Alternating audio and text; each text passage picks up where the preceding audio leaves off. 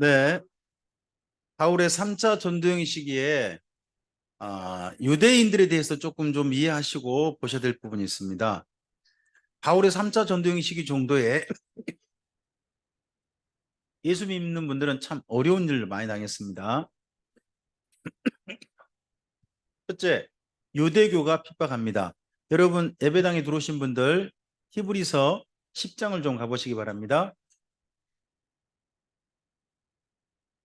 히브리서 10장입니다. 네, 뜨거운 거 좀. 나중에 근데 전혀 안 보입니다. 그래. 32절부터 좀 보실까요? 10장 32절부터. 네, 읽어주세요. 고난의 큰 싸움을 견디어낸 것을 생각하라. 혹은 비방과 환난으로서 이런 사람에게 구경거리가 되고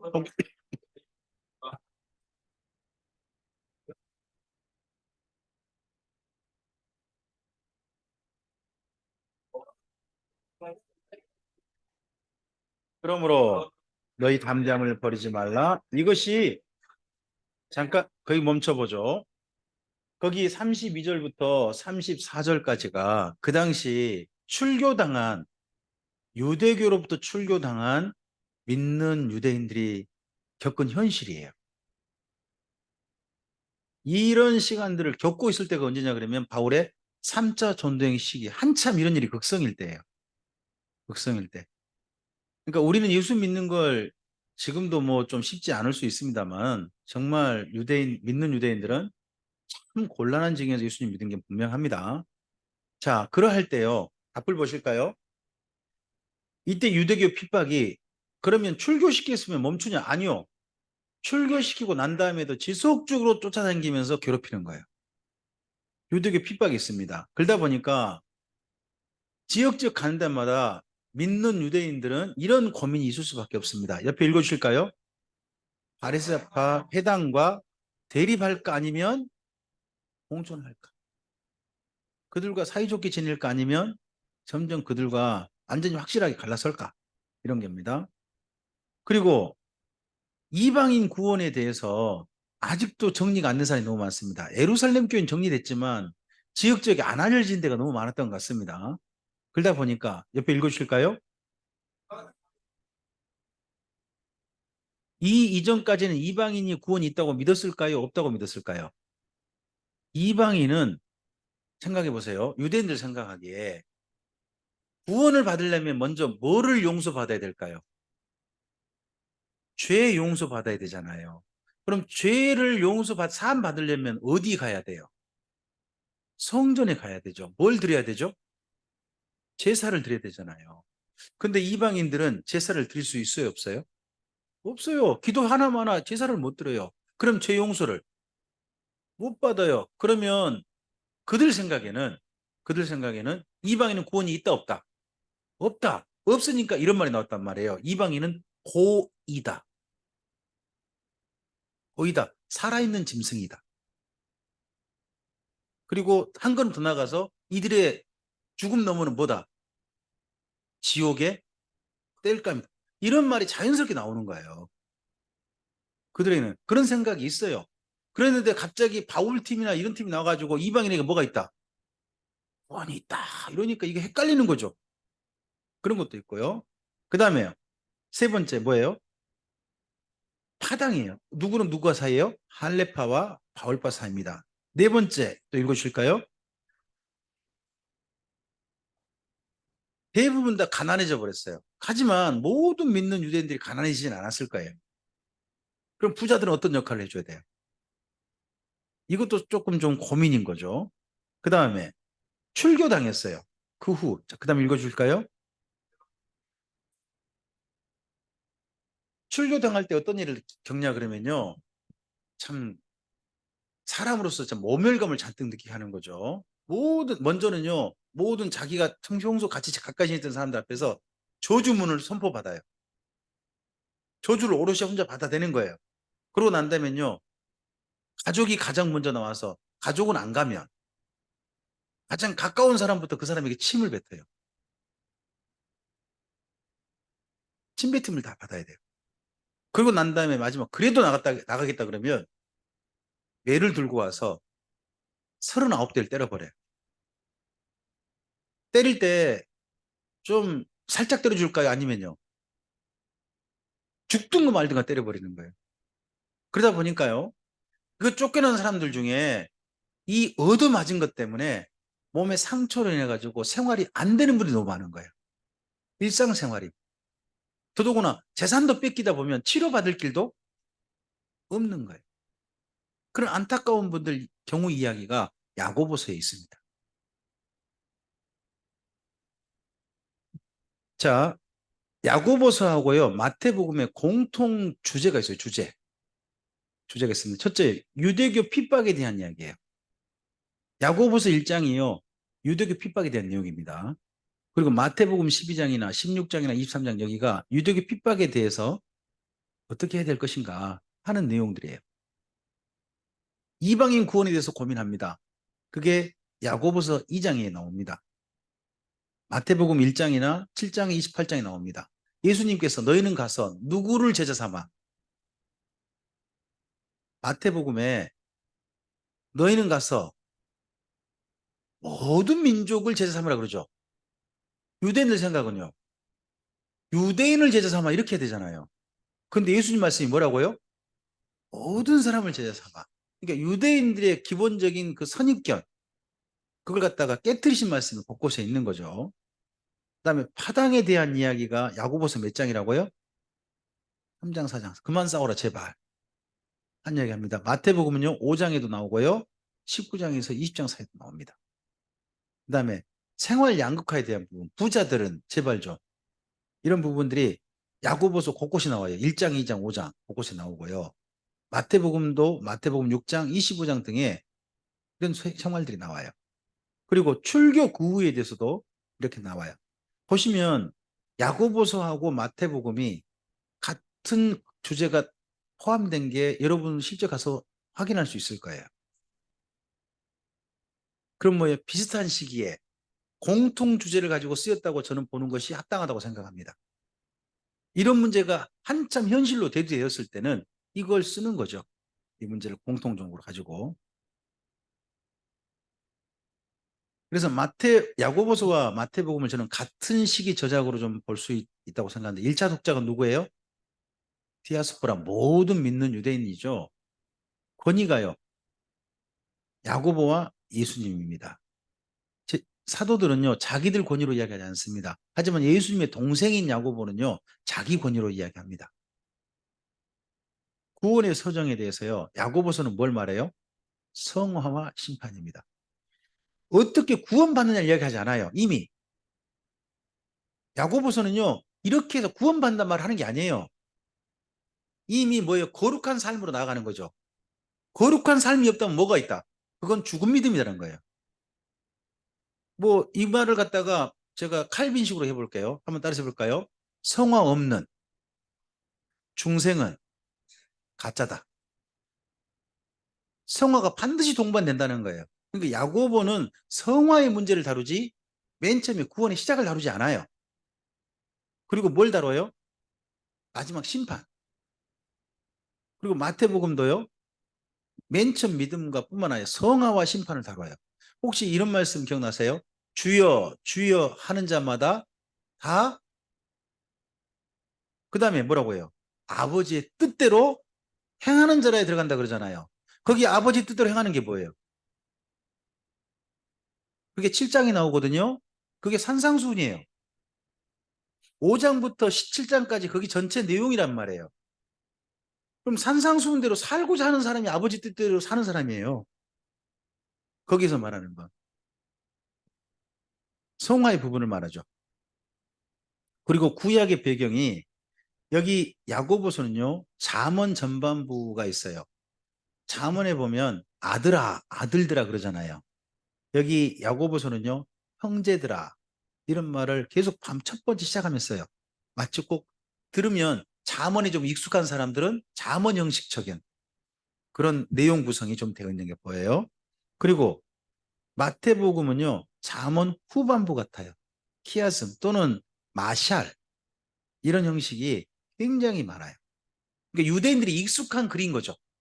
글 형식 그런 걸로 씁니다. 그리고요 바울과 관계는요. 이걸 잘 하셔야 됩니다. 야, 예수님의 동생 야고보는요. 바울 밑에가 아니에요. 우리가 바울을 워낙 존경하다 보니까 바울이 믿는 유대인 중에 최고인 줄 알아요. 아니요. 그런 바울을 갖다가 파송하는 사람, 보고받는 사람이 누구냐 그러면 야고보예요. 야고보가 위에 있습니다. 야고보가 지도하는 것 입장에 있는 거예요. 그리고 마태복음은요 바울을 뭐라고 표현한 거냐 그러면 나중된 자로 표현한 것 같습니다. 나중된 자 중에 우선될 자, 먼저 될 자가 있다 그러죠. 자, 맨 처음엔 사도들로 출발하죠. 예루살렘교로 출발하잖아요. 바울은요 한창 후에 후발주자죠. 후발주자잖아요. 그런데 사역하다 보니까 지금 누가 두각을 나타내요. 바울이 최고로 나가잖아요. 나중된 자가 그것도 좀 인정해라. 이걸 누구의 말씀을 가지고 예수님의 말씀을 가지고 인용하는 것처럼 보여요. 그 중에 야고보서입니다. 옆에 제목 읽으실까요? 참 믿음의 실천입니다. 밑에 읽어주세요. 오해와 갈등을 벗어나서 예수님의 첫 열매로서 참된 믿음의 삶을 살자고 쓴 편지입니다. 야고보서에서는 참 믿음을 소개합니다. 참된 믿음. 네. 참된 믿음은 뭘까요? 첫째, 시험과 시련을 이기는 믿음. 두 번째요. 그리고요. 자, 믿음이란 뭐라고요? 사랑으로 실천하는 게 믿음이래요. 믿음이다가 믿음이 아니고요. 사랑으로 실천하는 게 믿음이래요. 예수님을 나는 믿습니다. 그러고 아무것도 안 하는 건 믿음이 아닌 거예요. 예수님을 일단 반드시 뭘로 나타난다는 사랑으로 역사하는 게 믿음이다 하는 겁니다. 그 다음에 또 읽어주세요. 네, 그런 믿음입니다. 그리고요. 편백이 뭐죠? 치우치는 거죠. 치우치는 거짓 같은 게 없는 거. 그리고요. 겉하지 않고 그리고요. 사랑과 긍휼이 있는 믿음입니다. 이 믿음은요. 그래서요. 시작하는 믿음이 아니에요. 믿음으로 구원받는다 그 믿음 아니죠 이거. 이 믿음은 성화의 믿음이에요. 예수님 안에 거룩한 삶을 사는 믿음이지 신앙생활 출발하는 믿음이 아니라고요. 그러니까 야고보서를 오해하시면 안 돼요. 야고보서는 신앙의 출발을 이야기한 게 아니라 그 다음 신앙이 이미 출발한 사람들이 제대로 신앙생활을 하고 있느냐 하는 믿음을 따지고 있는 거예요. 이런 믿음이 없다면 그 사람의 믿음은요. 가짜라는 거죠. 그걸 뭐라고 표현해요?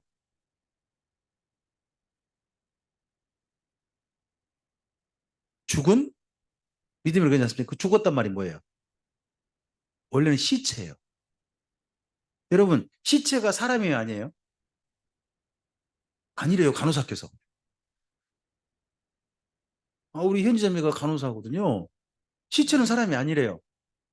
지금 여기 여러분이 사람이죠. 근데 모양은요.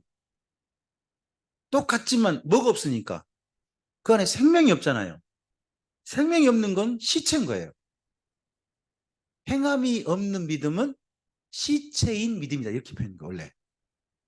시체라는 거예요. 그럼 믿음의 모양은 있으나 그건 믿음일 수 없다는 거죠. 자, 야고보서 특징을 좀 볼까요? 현재 어떤 상태예요? 유대가 핍박하고 있어요. 두 번째요. 많은 사람들이 교리를 좀 오해해요. 그리고요.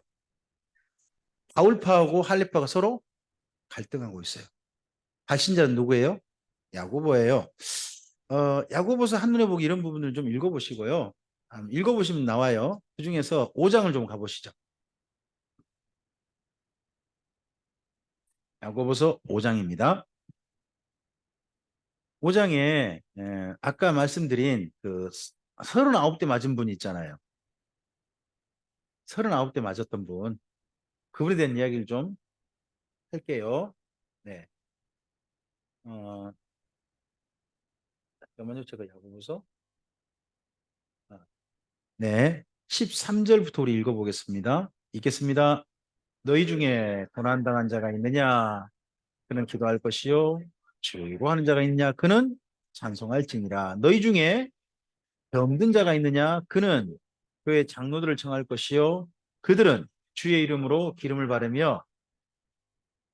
잠깐만요. 병든 자에게 장로들을 청해 가지고 어떻게 기도하래요? 주의 이름으로 기도하고. 하나 더요. 기름을 바르며 그러잖아요. 이 기름이 뭐예요? 예, 성령님 아니에요.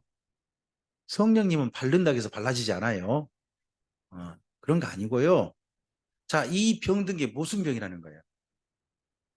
얻어 맞았으면 어떻게 됐을까요? 상처가 덧나고 지금 그런 상태예요. 그럼 상처 덧나고 하는 것을 막으려면 어떻게 해야 돼요? 밖에서 오는 세균 침입을 막아야 할 거 아니에요. 요즘 같은 뭘 발라줄 수 있죠? 마데카솔이 안 되나요? 후시딘? 그런 거 발라도 좀 되잖아요. 근데 그게 없죠, 그때는. 그러니까 밖에서 오는 세균 침입을 막기 위해서 뭘 해주는 거예요? 올리브 기름으로 도포를 해주는 거예요. 그러면 세균을 막아주고 몸을 버티는 거죠. 일단. 그러면서 밖에 오는 세균을 막고 대신에 그 몸이 낫는 건 누구한테 요청드리는 거예요? 교회 장로님들도 돈이 없는 거예요. 돈이 있으면 이분을 어디로 데려가야 돼요? 병원으로 데려가야 되는데 교회 장로님들도 돈이 없는 거예요. 그러니까 결국 장로님들도 그 사람을 기도하면서 누구에게서 낫게 해주시기를. 그럴 수밖에 없는 형편인 거예요. 그러니까 그 다음 이야기에 엘리야가 동원되고 그러죠. 엘리야도 같은 우리가 똑같은 성령 사람인데 기도함을 하는 응답 받았지 않느냐. 우리가 그런 기도한다면 하나님께서 그 사람 도와주실 것이다 하는 내용을 하잖아요. 그럼 이 당시 그 믿는 유대인들의 그 성도들 형편 같은 게 보이지 않나요? 참 안타까운 이런 일들이 있죠. 자, 그리고 19절, 20절을 보세요. 읽어주세요.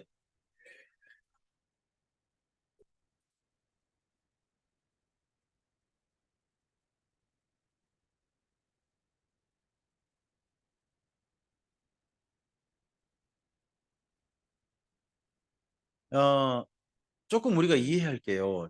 이게 참 오해가 된 게 많은데, 여러분, 이단에 빠진 사람은 어떻게 해야 되나요? 여러분이 알고 있는 상식으로 좀 이야기해 줘 보세요. 이단에 빠진 사람은 어떻게 돼야 돼요? 진짜 한두 번 고난 후에 멀리하라. 또 어떤 말이 떠오르세요? 인사도 하지 마라. 혹시 안 떠오르세요? 인사도 하지 마라. 근데 거기 중에 여기 한 군데 있어요. 미혹되어 진리를 떠난 자는 어떤 사람일까요? 여기서는요, 다시 유대교로 돌아가는 거예요.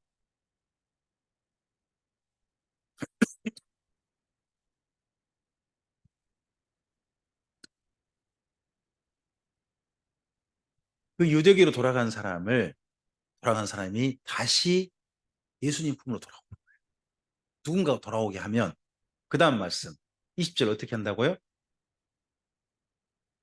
돌아서게 하는 자는 그의 영혼을, 그리고요,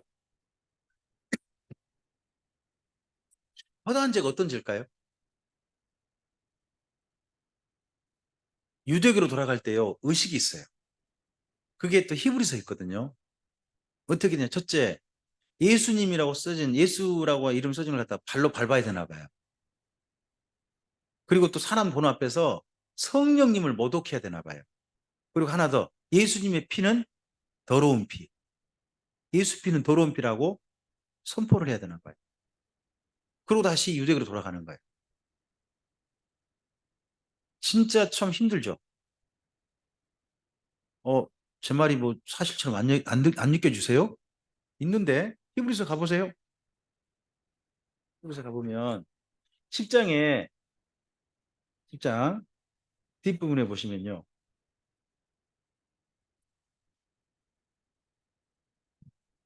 29절 있죠. 여기 26절부터요. 신앙을 지키지 못하고 유대교에 돌아간 자들한테 대한 경고거든요. 그 경고인데 29절 읽어줘 보세요. 하물며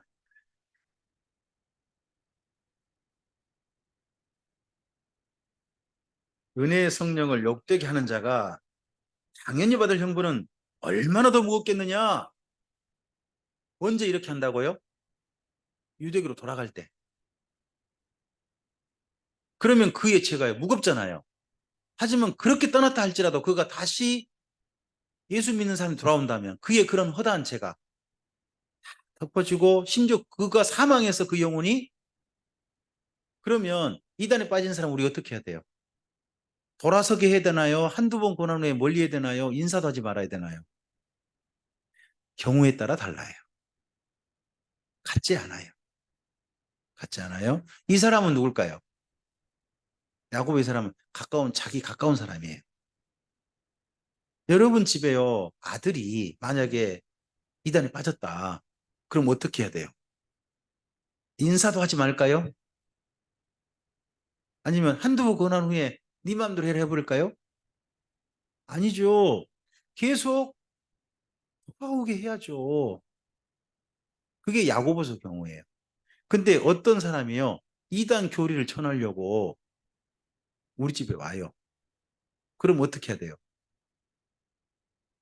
예, 인사도 하지 말아야죠. 근데 그 인사도 하지 말하면 조금 달라요. 그게 뭐냐 그러면요. 여러분 우리나라에서도 어디 수고한 사람한테 인사한다 그러죠. 수고해 준 분에 인사한단 말이 뭔 말이에요? 고맙습니다 하는 거예요? 아니면요. 고맙습니다 하면서 하나 더 하죠. 사례비 드리잖아요. 그러니까 교회에 누군가 찾아온 거예요. 찾아와가지고 자기가 이번 뭐 순회 전도자라 그러면서 열심히 뭘 가르친 거예요. 가르친 사람한테 교회에서 뭐 한 거예요? 맞습니다 하고 이 여비 가지고 다음 교회까지 잘 가시기 바랍니다 하는 게 그게 인사하는 거예요. 근데 들어보니까 뭐예요? 이상한 걸 가르쳐. 잘못된 걸 가르치면 그 사람 어떻게 해야 돼요? 예, 그럼 돈 주면 안 된다는 말이 거기에 인사하지 말란 말이에요. 안녕하세요. 그런 말도 하지 말란 말이 아니에요. 그게. 거기서는 그런 말이 아니에요. 예? 그리고 한두 번 권하는 건 누구예요? 누군가 이단에 빠진 사람이 있는 거죠, 진짜. 좀 알고 있는 사람이고 좀 멀리 있는 사람이에요. 그런 사람 교회 또 자꾸 이적이 온 사람이란 말이에요. 여호와의 증인이 온다든지. 그러면 어떻게 해야 돼요? 한두 번 권할 수 있죠. 그러고 난다면요. 모른 척 하세요, 그냥. 그러세요. 각각 경우가 다르다는 걸 가지고 성경을 보셔야 되지 전부 다를 갖다 같은 경우로 생각하시면 안 된다는 거예요. 아시겠죠? 제가 신천지 빠진 분들하고 좀 오래 함께 했어요. 그런 분들과 함께 하면서 그런 분들 도울 때 자기 자녀가 신천지 가 있는 그 안타까운 어머님들을 참 뵀어요. 우리 교회도 오셨어요. 익산에 계셨던 소 모 집사님, 어머님 우리 교회에 여러 번 오셨어요. 그분은 아들이 신천지 갔거든요. 제가 그런 분들한테 드린 이야기가 있어요. 아들이 집에 오면요, 음식 맛있게 해서 주세요. 잠도 편안하게 잘 수 있도록 그렇게 해주세요. 단 용돈은 주지 마세요. 그 용돈 주면 어떻게 하니까? 신천지 어디 딴 데 쓰니까 말고 집에서는 엄마의 사랑, 아빠의 사랑을 충분히 느낄 수 있게 해주세요. 그러면 언젠가 자기가 신천지 같은데 회의감이 들 때가 있어요. 그럼 그때 어디가 떠올라요? 사랑받았던 집이 떠오르는. 탕자에게도 마지막에 어디가 떠오르죠? 우리가 그걸 기대하는 거예요. 그런 마음들이. 사람은 사랑받았던 대로 추억하는 그런 본능 아닌 본능이 있는 것 같아요. 사랑받았던 대로. 그래서 우리가 이웃을 정성껏 사랑하면요. 마음을 담아 사랑하면 그 사람이 정말 힘들고 어려울 때 여러분이 떠오르실 거예요. 여러분. 네. 좀 길게 했네요.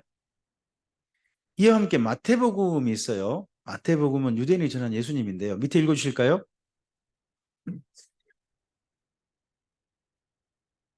부름을 받아 유대인의 왕으로 오신 예수님 이야기를 유대인들에게 유대인이 익숙한 화법으로 증언합니다.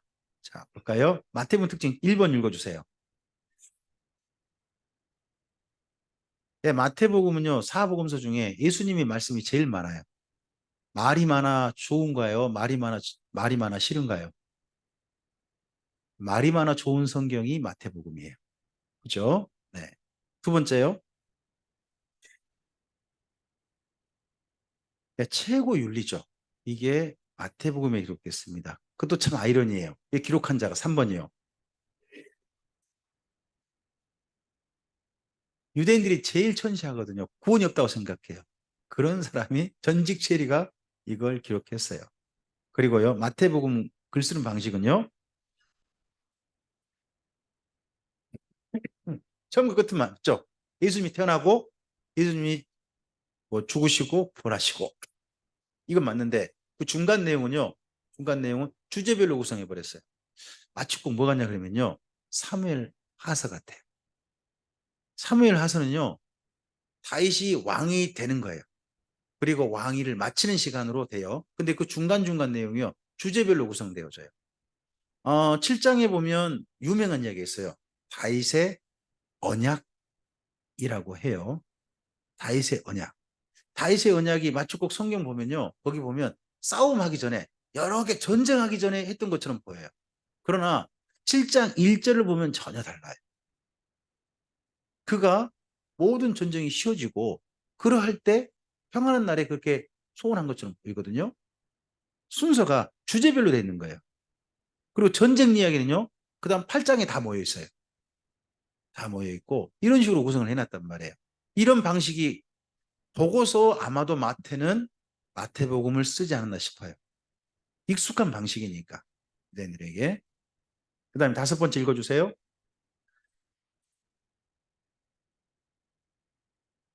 가끔은 무리하다고 하는 것은 그냥 이 정도만 아시면 돼요. 그 다음, 죄송합니다. 6번 읽어주세요. 예수님께서 전도 짝꿍을 붙여주셨죠. 둘이 나가라고 해요. 네, 둘이 나가라고 하는데 마태 짝꿍이 누구예요? 하필 시몬이에요. 마태는 직업이 뭔가요? 세리고요. 시몬은 과거 전적이 뭐예요? 열심당은 어떤 일을 열심히 한 사람일까요? 마태 같은 사람 죽이는 일 열심히 했던 사람이에요. 그러니까 쉽게 말하면 마태는 친일파고 시몬은 독립군인 거예요. 둘이 짝꿍 붙여놓으면 누가 말을 해야 돼요? 독립군이요? 만약 마태가 말하면 누가 째려볼까요? 또 시몬이 열심히 하면 누가 잘 안 따라할까요? 하여튼 근데 둘이 짝꿍을 예수님이 참 재밌게 짝꿍을 붙여놓으셨어요. 글 읽어보면 두 명 짝꿍이 있거든요. 근데 두 분이 짝꿍이에요. 좀 예수님이 짓궂어 보이죠? 그러지 않으세요? 네, 하여튼 둘이 짝꿍이에요. 그러다 보니까 마태는요, 예수님 성경 어디에도요, 마태가 말했다는 내용이 없어요. 내용이 없습니다. 그 다음에 일곱 번째요. 이게 그 아버지가 문제거든요. 양쪽 아버지가 같아요. 야고보하고. 어떠세요? 우리 성경에 보면 예수님의 제자 중에 형제가 떠오르지 않으세요? 베드로의 형제, 안드레. 그죠? 요한의 형이 누구예요? 야고보. 그런다면 예수님께서요, 형제를 부른 경우가 있는 거 아니에요? 근데 여기 마태하고 야고보가 아버지 같단 말이에요. 근데 짝꿍은 아니에요. 짝꿍은 아니에요. 그러다 보니까 이들이 형제인가 아닌가 좀 갸우뚱하긴 해요. 근데 아마도 야고보가 나는 전직 세력은 절대 짝꿍 안 할 거야. 내 형제라 할지라도 혹시나 그랬을지도 모르죠. 하여튼 짝꿍은 아니다는 것 때문에 좀 거기 갸우뚱하지만 형제일 가능성도 있다는 거예요. 자, 유대인들을 향한 마태복음이다 보니까 유대인들이 익숙한 방식을 써요. 유대인들은 뭐를 즐겨요? 토론을 즐겨요. 요즘 유대인들이 토론을 즐기는 공부 방법을 뭐라 그러죠? 하브루타라고 하죠.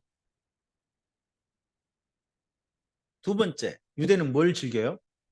마샬 또는 키아즈. 서로 비교되죠. 딱 두 개를 딱 세워가지고 뭐가 확실한지, 응? 백이냐 흑이냐 이런 것들을 좋아하는 거죠. 그 다음에 3번이요. 메시아 족보. 족보 따지기 좋아하거든요. 우리나라 사람들도 딱 따지기 좋아하죠. 이번에 모신 분들도 72년 족보 따지셨더만요. 72년이 네 분 오셨어요. 벌써 생일까지 다 따져보셨던데 누가 제일 형이에요? 아, 신목사님이세요? 아, 막내가 누구셔요? 아, 그러세요? 제일 형 같아 보이는데? 아, 죄송해요. 아, 또, 참 하여튼 네 분이세요. 뒤에 그리고 조영기 목사님과 그리고 또 이기철 집사님. 네네네네네. 아, 그렇군요. 참. 쥐띠랍니다. 쥐 네 마리. 아, 족보 좀 따지는 게 있지 않습니까? 우리나라도. 그죠? 저도 오신 분 중에 김 씨를 만나면 물어보고 싶습니다. 어디 김 씨세요? 그랬다가 김해 김씨 그러면 너무 반갑습니다. 너무 반갑습니다. 그래서 김해 김씨 그러면 어디 판대요? 제가 사면파거든요. 그래서 사면파라고 그러면요. 몇 대세요? 기어이 족보를 따지고 있는 거죠. 좀 그런 거 있죠. 그리고 대한민국 사람이요. 외국 가서 한국 사람 만나면 너무 반가워요. 하면 요즘은 헷갈려요. 중국 사람이 있고 그리고 일본 사람이 있고 우리나라 사람인데 비슷해요. 외모가. 외형이 비슷해요. 외모가 그래도 비슷한데 뭐 한국 사람도 요즘 상당히 옷차림이 자유분방해졌더라고요.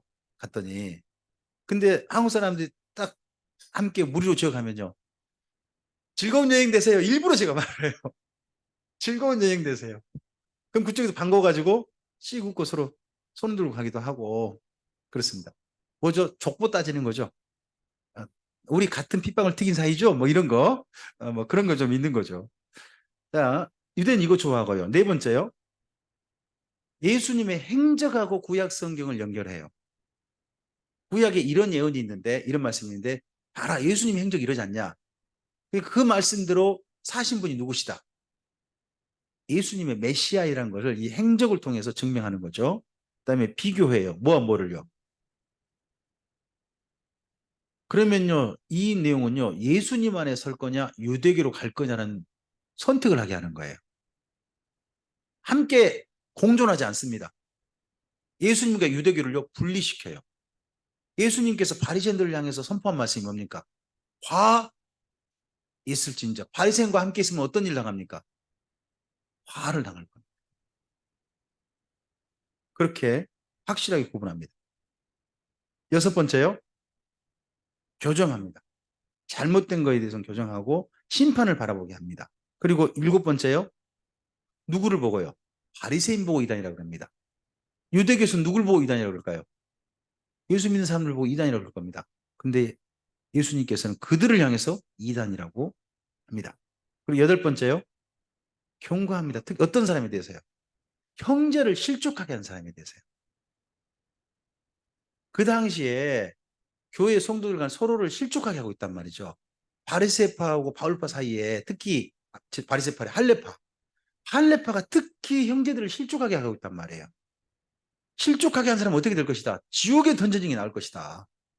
아주 강력하게 예수님 말씀을 통해서 하는 거죠. 그리고 인정해 줍니다. 누구를요? 아마도 바울을 인정한 게 아니겠나? 그래 보입니다. 열 번째는요. 누구에게요? 유대인에게만 가면 안 된다. 모든 이방인에게 가셔야 된다. 하는 것들을 합니다. 토론을 위해서 뭐가 필요하죠? 질문이 필요합니다. 질문을 잘해야 됩니다. 그래서 마태복음을 읽으실 때는요. 질문 위주로 읽으시는 게 좋습니다. 첫째 질문 읽어보세요. 두 번째 질문이요. 세 번째요. 네 번째입니다. 다섯 번째입니다. 여섯 번째입니다. 대부분 질문이 뭡니까? 예수님이 누구냐에 대한 질문입니다. 이런 질문으로 길게 씁니다. 유대인을 왕으로 하시니가 어디 계시냐 하고서 2장을 써버립니다. 그렇죠? 오실 그이가 당신이 오니까 아니면 다른 일을 기다려올까 하고 11장을 써버립니다. 너희는 나를 누구라고 하느냐? 16장이죠. 내가 무슨 권위로 이런 일을 하느냐? 21장이던가요? 예루살렘 성전에서 가르치고 있을 때 그러고 난 다음에 22장까지 써버립니다. 내가 하나님의 아들 그리스도냐? 누가 묻는 질문입니까? 제사장이. 제사장이 묻던 질문입니다. 그리고 내가 유대인의 왕이냐? 누가 물었습니까? 빌라도가 물었습니다. 이 질문으로서 예수님의 정체성을 이야기하고 해줍니다. 토론은요, 질문으로부터 출발합니다. 그리고 예수님의 사역을 전체로 보면요, 3대 사역합니다. 한번 따라서 해볼까요? 가르치고, 전파하고, 고치고. 이 세 가지, 고친단 말 다른 말로요, 돌보고. 네, 이렇게 되어 있습니다. 이게 예수님의 3대 사역입니다. 그래서 3대 사역으로 두 번 나눕니다. 마태복음 읽어보면 1차 3대 사역, 2차 3대 사역. 공생애 시작하고 공생애를 마무리하시고 중간 내용이 간단하게 마태복음은 또 이렇게 네 토막으로 저는 정리할 수 있다고 봅니다. 그 중에서 천국 비유가 있습니다. 마태복음에 천국 비유가 몇 개가 있다고요? 천국 비유가 어마어마한 성경입니다. 11개나 있어요. 특히 13장에 무려 7개가 있습니다. 첫째, 어떤 거 있어요? 좋은 씨를 제밭에 뿌린 사람입니다. 자, 마태복음의 천국 비유는요, 예수님이라고 생각하시면 됩니다. 자, 천국은 마치 좋은 씨를 제밭에 뿌린 사람과 같으냐 합니다. 그럼 천국은 뭡니까? 1번 좋은 씨, 2번 제밭, 3번 사람.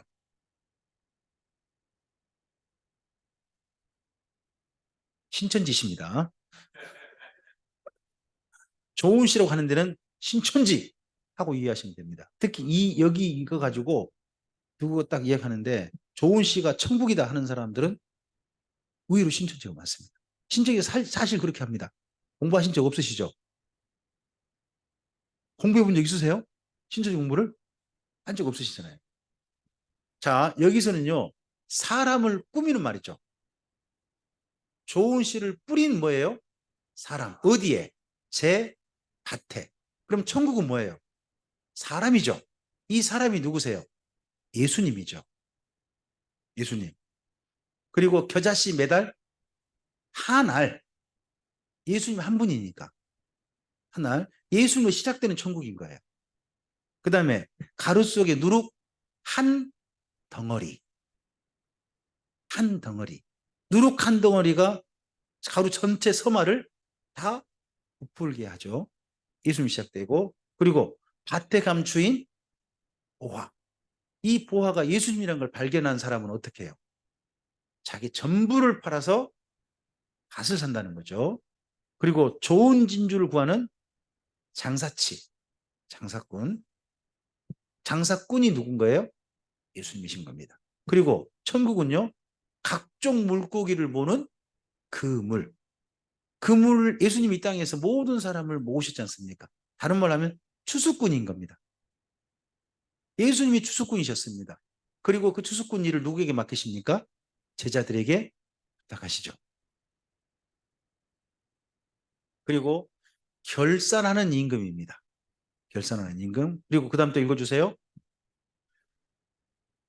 품꾼을 구한 포도원 주인 이야기는 좀 독특합니다.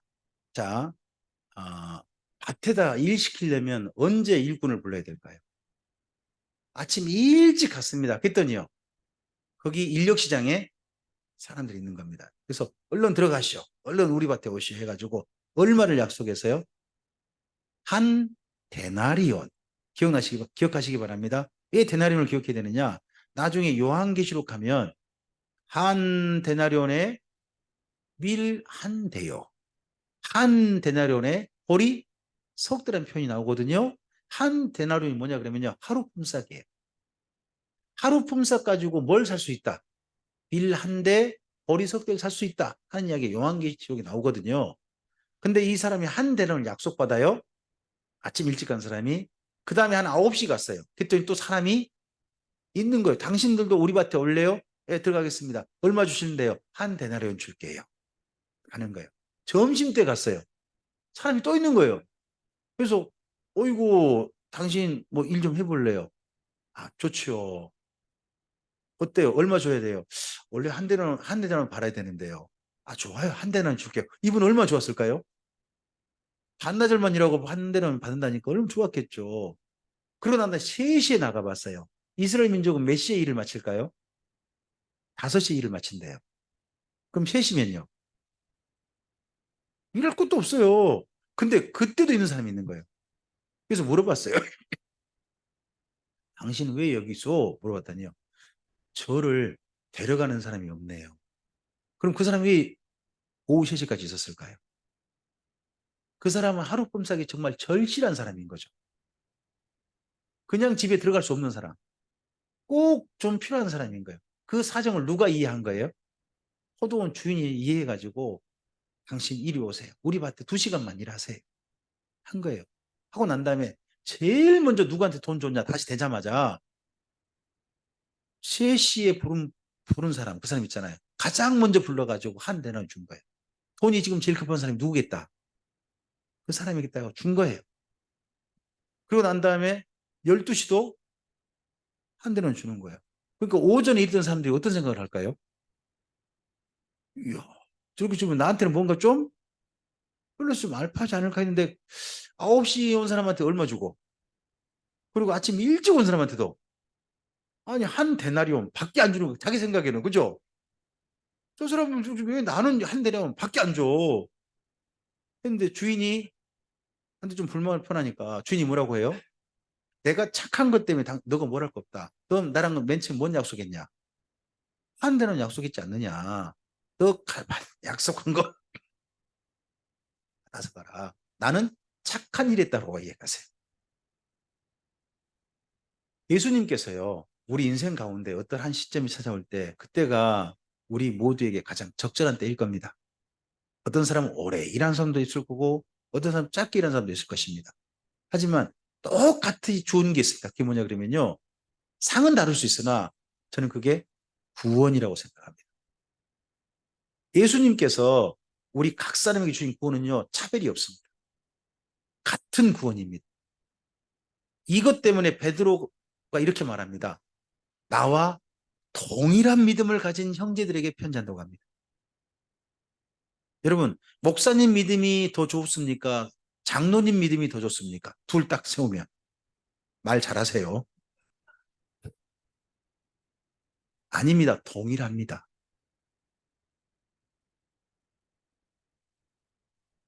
자꾸 우리 성도님들이요. 목사님 믿음은 나보다 훨씬 좋은 믿음. 그러니까 목사님이 축복하면 내가 기도한 것보다 어떻게 하실 거다. 더 응답을 잘 주실 거다. 안 그래요.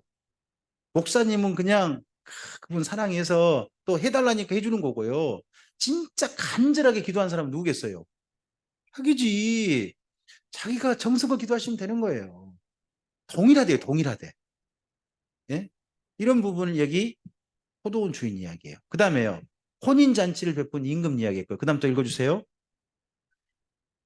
열처녀. 자, 이건 이야기는 거꾸로예요.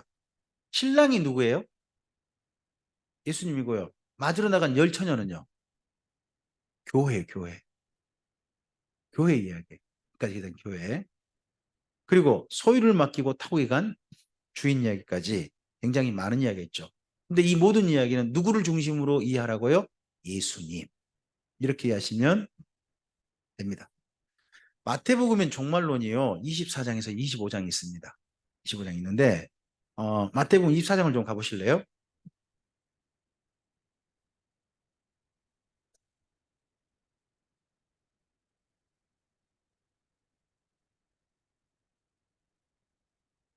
24장 1절 좀 읽어주세요.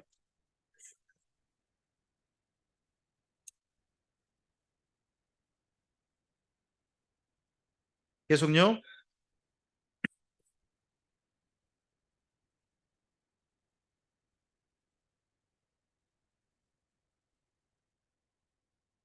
예, 현황시 지어지고 있다.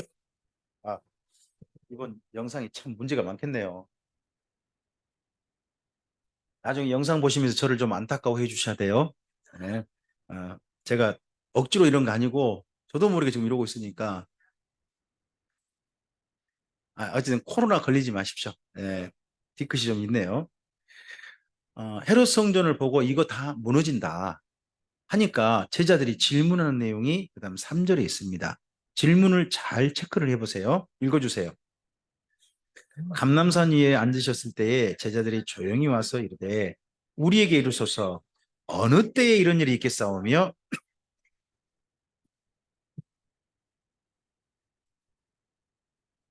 방금 질문이 두 가지인 걸 혹시 보셨나요? 어느 때에 이런 일이 있겠사오며 이런 일은 뭔가요? 앞서 헤롯 성전이 무너진 때가 언제냐? 어떨 때 무너지냐 하는 질문입니다. 그다음 두 번째 질문에 또죠. 또 다음이 뭐예요? 그럼 이거 언제 이야기야? 재림 때 징조는 어떻습니까? 하고 물어본 거예요. 질문이 두 가지인 거예요. 그럼 예수님의 답변은 어떨까요? 두 가지에 대한 답변이세요. 그러니까 그 다음 예수님의 답변 속에 우리가 글을 읽으면서요. 헤롯 성전이 무너질 때 그때 일어날 일들을 여러분 분별해 내셔야 돼요. 그리고 또 하나요. 세상 끝에 예수님 재림 때 일어날 일들을 한번 정리해서 또 찾아내세요. 둘로 나누셔서 읽으셔야 한다는 거예요. 앞을 보실까요? 질문이 몇 가지라고요? 그러니까 예수님 답변도요.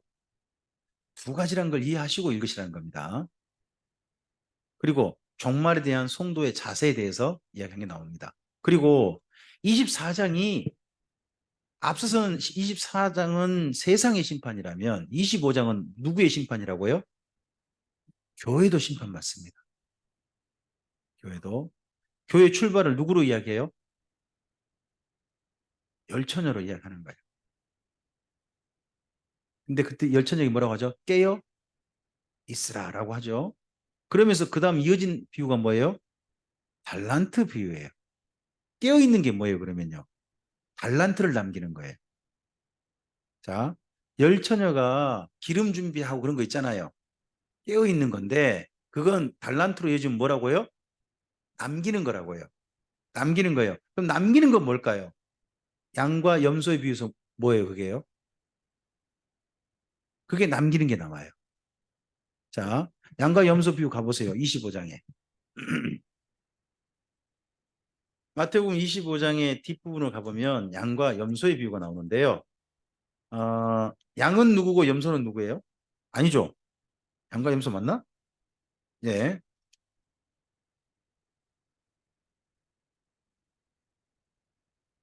죄송합니다. 잠시만요.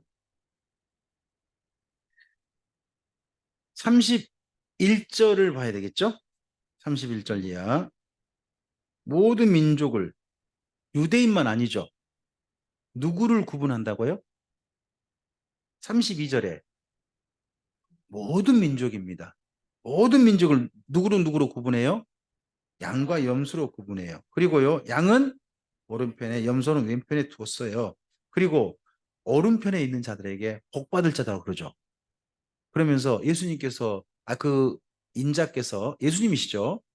뭐라고 이야기해요? 너희가 내가 배고팠을 때 먹을 걸 줬고, 내가 입을 게 없을 때 입을 걸 주었고, 내가 옥에 갇혔을 때 와서 나를 만나줬다. 무난했다는 거예요. 근데 그 사람들이 생각해 보니까 자기 생전에 예수님 만난 적 있어요, 없어요? 없는 거예요. 그래서 물어보죠. 아니, 저희들이 예수님 만난 적 없는데요. 저는 만난 적 없는데요. 언제 제가 예수님 만났다고 그러세요? 했더니 예수님이 하신 이야기가 뭔가요? 40절 읽어주세요.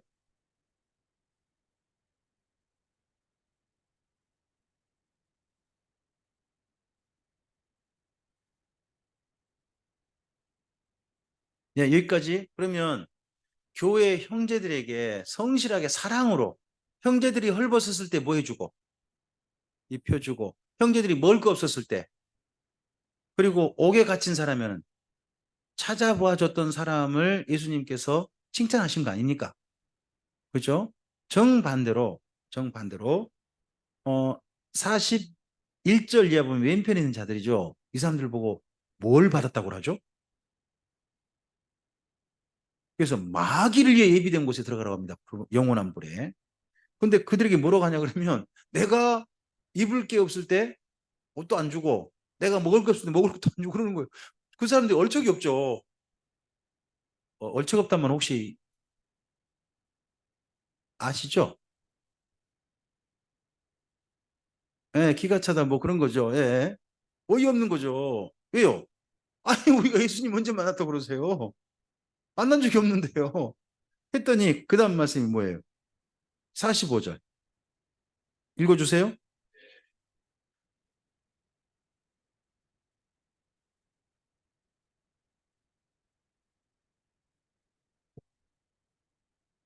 자, 예수님께서 일부러 이렇게 표현해요. 이 지극히 작은 자. 그러면 사실 나한테 이익이 되는 거예요, 안 되는 거예요? 이익도 전혀 안 되고 그냥 가난하고 불쌍한 사람인 거예요. 근데 그 사람에게요. 마음과 정성을 다한 거죠. 어, 우리 주변에 보면 그래도 성도들이요. 착한 성도들 참 많아요. 너무 감사해요. 자기하고 연고도 없는데도요. 도와주기를 힘쓰는 분들 저는 참 보고 감사해요. 너무 아름다운 분들이 많아요. 심지어 생전 본 적도 없는데 열심히 돕기도 하고 이야기만 듣고도 실제 그런 형태 있는 사람들 돕기도 하고 그런 걸 봅니다. 어, 우리가요. 깨어 있다. 기름 준비한다. 달란트를 남긴다. 그럼 뭐가 떠오르냐면 자꾸 교회에서 뭐 해요? 뭔가 일을 열심히 해야 되는가? 기도를 열심히 해야 되는가? 뭐 이런 생각을 해요. 근데 여기 예수님 말씀 뭐냐 그러면요. 예, 불쌍한 사람들을 돌보라는 거예요. 다른 게 아니에요. 옷이 필요한 자들에게 옷을 줄 수 있는 사람. 먹을 것이 정말 간절한 사람들한테 먹을 걸 주는 사람. 옥에 갇혀서 너무 힘들어하는 사람에게 찾아보고 위로해 주는 사람이 바로 달란트 남긴 자고 그가 기름 준비된 자라는 거예요. 세 비유가 연결됩니다. 교회를 향해서 이걸 요청했던 걸 기억하시기 바랍니다. 그렇지 않은 사람이 뭐예요? 이런 걸 안 하는 사람이 저주받을 자입니다. 교회에게 요청된 건 이제 거룩한 삶입니다. 이 부분을 그래서 심각하게 우리가 읽어야 되는 겁니다. 앞서서 24장은 세상의 종말이지만 세상의 심판이지만 25장은 교회를 향한 심판의 말씀이 선포되고 있다는 거 기억하셨으면 좋겠습니다. 자, 시죠. 이 나무들은 1000년 동안 쉬고 있습니다. 이 나무들이 어디에 있겠습니까? 예, 겟세마네 동산에 있습니다. 겟세마네 동산에 있는 나무인데 뭐 거기 가이드가 그러시더라고요. 어떤 가이드는 2000년 됐다 그러는데 그냥 그 가이드는 이렇게 하시더라고요. 솔직히 말씀드리는데요. 한 1000년밖에 안 됐어요. 이렇게 하시더라고요. 왜 2000년 됐다 그럴까요? 지금 시간을 보면 어디로 가요? 그럼 언제? 예수님이 옛날 그 기도하실 때가 2000년 전이잖아요. 그럼 2000년 살아있다면 이 겟세마네 동산이니까 여기서 누가 기도하셨다? 아, 그러면 그 기도 분위기 나잖아요. 나도 그럼 여기 딱 무릎 꿇으면 어떻게 돼요? 예수님과 같은 장소에 같은 나무 아래서 무릎 꿇은 게 되잖아요. 아, 뭐 하여튼 그렇게 얘기하신 분도 있대요. 네. 여러분께서 알아서 생각하시고 은혜 받으시고 거기서 기도하시기 바랍니다. 그러면 가보셔야 돼요. 한 번쯤은 가보셔서 하시기 바랍니다. 잠깐 쉬죠. 제가 좀 시간을 오래 썼네요. 네. 지금 10분, 9시 10분 전인데요. 9시에 마지막 강좌, 오늘 마지막 강좌 진행하겠습니다. 네. 감사합니다.